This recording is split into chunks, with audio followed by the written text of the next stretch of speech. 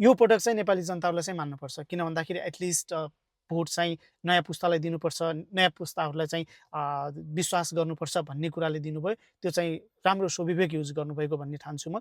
पुराना पार्टीहरू जसरी एउटाले टप लेभलको एउटा नेताले जे भनेको छ त्यसलाई चाहिँ कपी पेस्ट गर्दै जुन एक किसिमको म चोर हुँ भने कसैले भने, अब त्यो मिड लेभलको नेताले म चोर हुँ नै भनेर पोस्ट गरिरहेको हुन्छ र त्यसलाई नै फलो गरिरहेको हुन्छ, त्यसलाई शिरोधार्य गरिरहेको हुन्छ र त्योभन्दा तल्लो लेभलको नेताले जुन जिल्ला लेभलका नेताहरू छन् उनीहरूले पनि म पनि चोरै हुँ भनेर उनीहरूले आफूलाई पोस्टाइरहेको हुन्छ। उनीहरू यो चाहँदैनन् कि देशमा अर्को तरिकाबाट, अर्को एङ्गलबाट हेर्न सक्नुपर्छ अथवा पार्टीगत हितभन्दा पनि, पार्टीको एउटा संरचना भन्दा पनि एउटा देशलाई कसरी समृद्ध बनाउन सकिन्छ, के साँच्चै देशमा विकास भएको छ, साँच्चै सुशासन भएको छ भन्ने कुरालाई चाहिँ अझै सोचेर बुझ्न सक्ने लेभलको जुन युवाहरू छ, जुन देशमा बस्ने होस् अथवा विदेशमा बस्ने पनि त्यो एउटा पार्टीभित्रकै माहौलमा मल्लिरहने पढे लेखेको शिक्षित व्यक्तिहरू पनि धेरै देखिन्छ।